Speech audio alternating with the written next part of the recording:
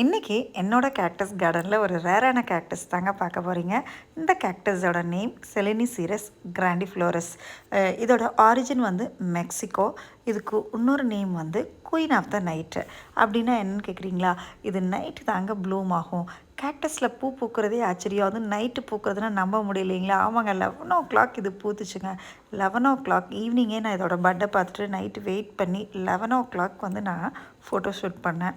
இது ஒரு 7 years old கேக்டஸுங்க. கிராண்டிஃப்ளோரா அப்படின்னாவே நல்ல வாசனையாக இருக்கக்கூடிய கேக்டஸுங்க. இந்த பூ வந்து அவ்வளோ வாசனையாக இருந்தது.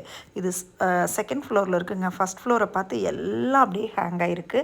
இதுக்கு எக்ஸ்ட்ரீம் நல்ல சன்லைட்டில் பிரைட் லைட்டில் இருந்தால் தாங்க இது ப்ளூம் ஆகும். இல்லை இது வேண்டாம், நான் வந்து கொஞ்சம் ஷேடில் வைக்கிறீங்கன்னு வச்சிங்கன்னா அதோட ஸ்டெம் ஃபுல்லாக க்ரீன் கலராக இருக்குங்க. ஆனால் எக்ஸ்ட்ரீம் சன்லைட் பட்டால் தான் இது வந்து ப்ளூம் ஆகும். அப்படியே ஸ்னேக் மாதிரி எங்கெங்கே போகுதுன்னு பாருங்களேன். என்னோடய கார்டனில் இது ஃபஸ்ட் ஃப்ளோர் இருக்குது.